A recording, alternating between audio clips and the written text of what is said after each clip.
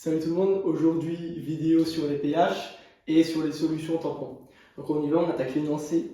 Une solution aqueuse d'un acide faible monovalent a une concentration initiale de 10-5 mol par litre. Le coefficient de dissociation est alors de 0,8. Rappel, log de A fois B égale log de A plus log de B et log de A puissance n égale n log de A. Première question, quelle est la valeur du pKa? Ok, donc là, on regarde les données que l'on a dans l'énoncé. On a une concentration et on a un coefficient de dissociation. Ça, quand on a ces deux données-là, ça doit vous faire penser à la constante d'équilibre, d'accord, à la constante d'association. Et là, la première question nous demande le pKa. On va donc se servir du Ka pour passer au pKa. Donc, on nous dit, alors on va noter premièrement en exemple, là on va faire un rappel sur le coefficient de dissociation. Donc on prend une espèce, un acide faible, AH, plus H2O, d'accord, qui va donner une base faible, d'accord. On a un acide, donc un acide faible qui va nous donner une base faible, plus des ions H+. Ok. Admettons qu'au début, nous avons on a une concentration égale à C, d'accord? C'est un exemple. On prend une concentration égale à C, AT égale 0, l'H2O il est en excès, donc on considère sa concentration de 1, et AT égale 0, on a 0 produit, d'accord? Donc ici on met 0 et 0. Maintenant, AT final, qu'est-ce qu'on a? Alors, comme c'est une réaction, regardez ici, j'ai mis une double flèche. Il s'agit donc d'une réaction qui n'est pas totale, mais une réaction partielle. Je vais avoir une partie qui s'est transformée. Cette partie, je vais la noter C moins X. D'accord? Moins X, et je vais retrouver ici plus X, et ici plus X. L'eau, c'est toujours en excès. D'accord.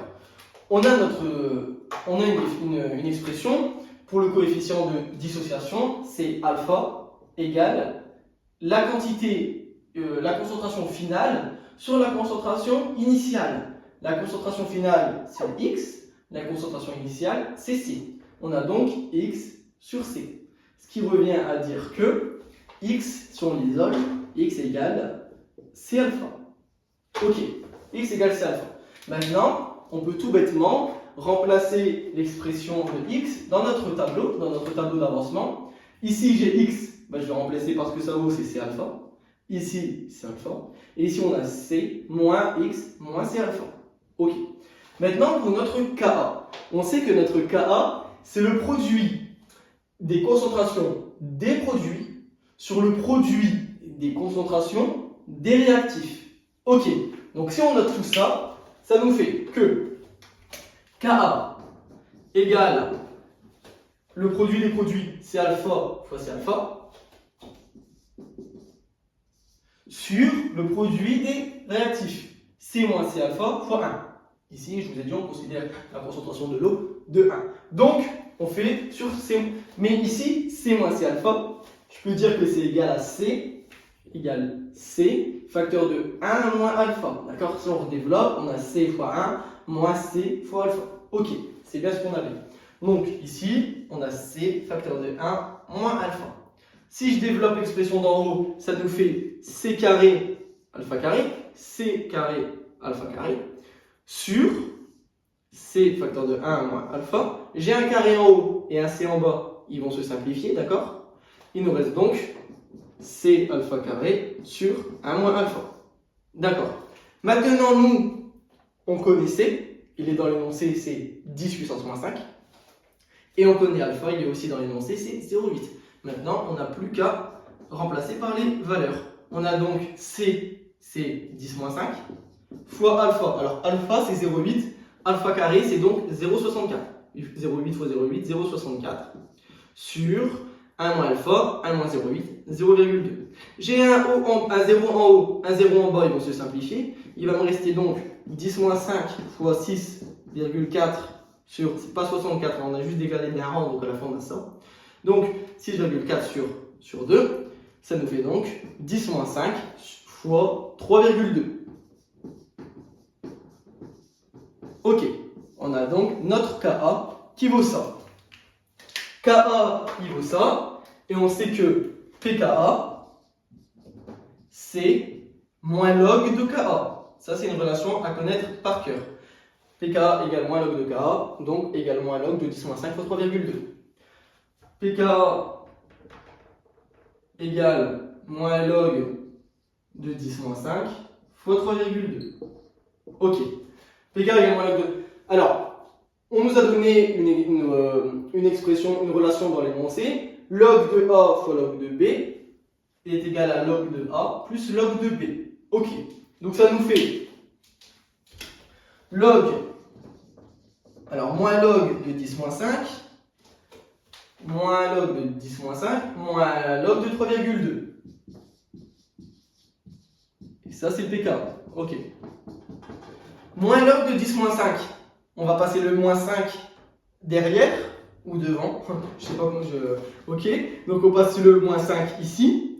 Moins 5 fois moins, ça nous fait plus 5. Plus 5 log de 10. Ok. Log de 10, à savoir par cœur, c'est égal à 1. On a donc ici plus 5. Moins log de 3,2. Log de 3, c'est à savoir aussi, et c'est environ 0,48. D'accord? Donc log de 3,2, c'est environ 0,5. De toute manière, log de 3 tout court, on l'arrondit à 0,5. Sa valeur exacte, elle tourne autour de 0,48. Donc 3,2, il n'y a pas de problème, c'est bien environ 0,5. Et à la fin, on a donc 5 moins 0,5 égale 4,5 égale pK. La réponse pour la question 1, c'est donc la réponse C. Maintenant, deuxième question, quel est le pH de la solution? Ici, on nous a dit dans l'énoncé qu'on avait affaire à un acide faible. Et ils nous ont donné sa concentration. On a une formule pour calculer le pH d'un acide faible. Cette formule, c'est pH égale, donc pH acide faible, égale 0,5 facteur du pKa moins log de la concentration. pKa, on vient de le calculer, c'est 4,5 et log et Ca, ça n'a pas changé depuis le début, c'est toujours 10 moins 5. Donc maintenant qu'on a l'expression, il n'y a pas de difficulté. On remplace par les valeurs, on a donc 0,5 facteur de 4,5 pKa moins log de 10 moins 5. Moins log de 10 moins 5, on a dit que ça faisait plus 5, on a donc égal 0,5 facteur de 4,5 plus 5. D'accord? Je vous rappelle, on passe le moins 5 ici, ça nous fait moins par moins, ça nous fait plus. Égal 0,5 facteur de 9,5, ça nous fait 4,75. Et voilà pour la question 2, le pH de la solution, il est de 4,75, c'est donc la réponse B. Maintenant, on attaque la question 3. C'est celle qui pourrait le plus nous causer de difficultés. Oh là là, je casse tout. Donc, c'est celle qui pourrait nous causer le plus de difficultés. On nous demande de quelle est en milligrammes la quantité de soude NaOH à apporter à 2 litres de cette solution pour constituer une solution du pouvoir tampon maximal. Alors il y a beaucoup de termes dans cette question, on va les définir. Tout d'abord, qu'est-ce qu'une solution tampon? Une solution tampon, c'est une solution où il y a l'acide et sa base conjuguée. D'accord? Ça, c'est une solution tampon. Et le pH, et la formule pour calculer le pH d'une solution tampon, c'est pKa plus log de la concentration de la base, donc 1-, sur la concentration de l'acide conjugué. Ça, c'est la formule pour calculer le pH d'une solution tampon. Maintenant, si on veut une solution tampon maximale, on veut un pH qui est égal au pK du couple. Ainsi, si le pH égale pK, ça signifie que tout ça, ici, là, ça vaut 0. Et ici, on a un logarithme. Et pour qu'un logarithme vaut 0, il faut que ce qui est à l'intérieur des parenthèses vaut 1. Car log de 1 vaut 0. Et si ce qui est à l'intérieur des parenthèses vaut 1, ça veut dire que A- sur AH vaut 1. Et si un rapport est égal à 1, ça signifie que le numérateur et le dénominateur sont égales. Autrement dit, il faut que la concentration en A- et en AH soit égale. Il faut que les concentrations soient égales. D'accord. Donc, on va partir de cela pour répondre à cette question. On va donc on va donc réécrire une équation de réaction. On a l'acide qui réagit avec de la soude, d'accord, NaOH. NaOH, à savoir par cœur, c'est une base forte.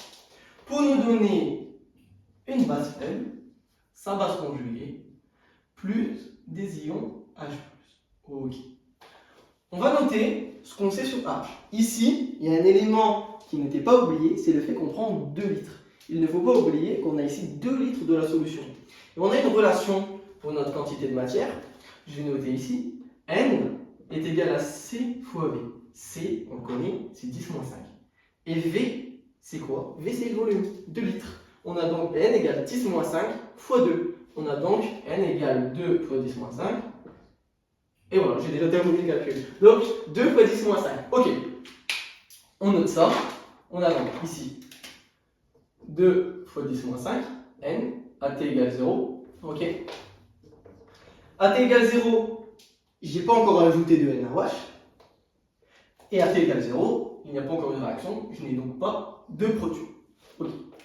Nous, ce qu'on veut, c'est qu'on ait autant en concentration ici qu'ici. Ok? Et pour avoir autant en concentration d'ici qu'ici, il faut que j'ajoute une certaine quantité là pour que ça réagisse avec ici, pour que ça nous donne de la base conjuguée.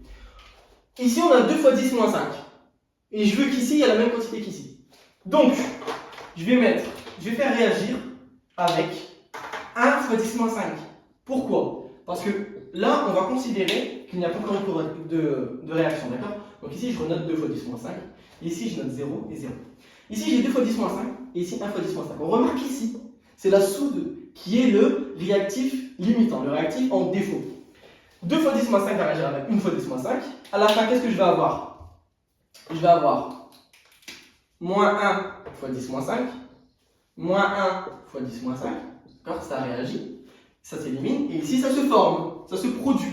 Je vais avoir plus 1 fois 10 moins 5. Et ici, de même. Ok.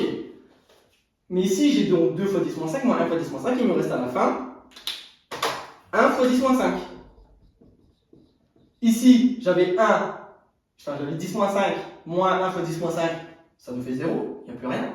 Et ici, bon, c'est la même chose, d'accord? Ici, ça réagit.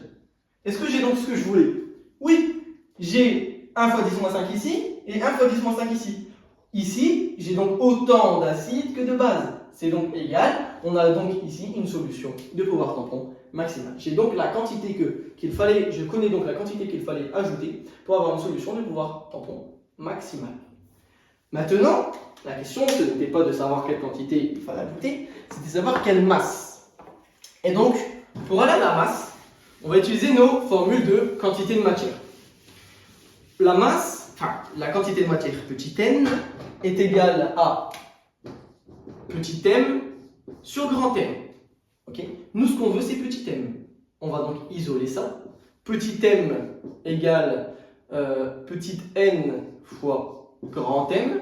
Grand M, il n'est pas dans l'énoncé, mais on peut le retrouver à l'aide du formulaire. La masse, je vous rappelle, c'est la masse de NaOH qu'on cherche. La masse molaire du NaOH, pour la trouver, il suffit simplement d'ajouter les masses molaires de chaque élément qui compose la soude. On a donc la masse molaire du sodium, c'est 23, la masse molaire de l'oxygène, c'est 16, et la masse molaire de l'hydrogène, c'est 1. On a donc 23 plus 16 plus 1, 23 plus 17, 40. Grand M égale 40. En quantité de matière, on le sait, on l'a déjà trouvé, c'est 1 fois 10 moins 5. C'est la quantité que j'ai ajoutée. On a donc petit m égale 1 fois 10 moins 5, ou bien 10 moins 5, fois 23 plus 16 plus 1, 40. C'est égal à 10 moins 5 fois 40, c'est égal à 4 fois 10 moins 4. Nous, les réponses qui nous sont proposées, on n'a pas du 4 fois 10 moins 4. Mais il ne faut pas oublier que la masse ici que l'on a, c'est une masse qui est en grammes. Et nous, ce qu'on veut, c'est une masse en milligrammes. Donc il faut que je fasse fois 10 puissance 3, fois 1000. On a donc 4 fois 10 moins 4 fois 10 puissance 3. Il va nous rester à la fin 4 fois 10 moins 1. D'accord? Moins 4 plus 3, ça nous fait moins 1. 4 fois 10 moins 1, ça nous donne 0,4. La réponse, c'est donc la réponse. Je vous remercie et n'hésitez pas à mettre dans les commentaires si vous avez des questions.